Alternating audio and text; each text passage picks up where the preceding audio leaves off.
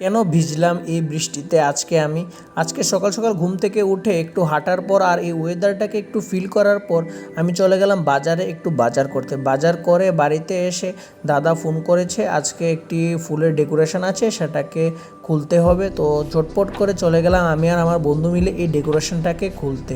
তাড়াতাড়ি করে এই ডেকোরেশনটাকে খুলছি। আমরা দেখতেই পাচ্ছি যতক্ষণ না লাগে এই ডেকোরেশনটা করতে তার অর্ধেক টাইম লাগে সেটাকে খুলতে। তাড়াতাড়ি করে এটাকে খুলে ব্যাগের মধ্যে সব কিছু ঢুকিয়ে আর এই জায়গাটাকে পরিষ্কার করে ব্যাগগুলি এক জায়গার মধ্যে রেখে সুন্দর করে আমি আর আমার বন্ধু বাড়ি যাচ্ছিলাম, তখনই নেমে গেল বৃষ্টি। আর এই বৃষ্টিতে গরমের মধ্যে ভিজে ভিজে আমি চলে গেলাম বাড়ি। আর বাড়ি গিয়ে স্নান বোন করে আমি রেডি হয়ে যাচ্ছি ক্যাটারিং, আজকে অন্নপ্রাশনের ক্যাটারিং আছে যেটা হোটেলে।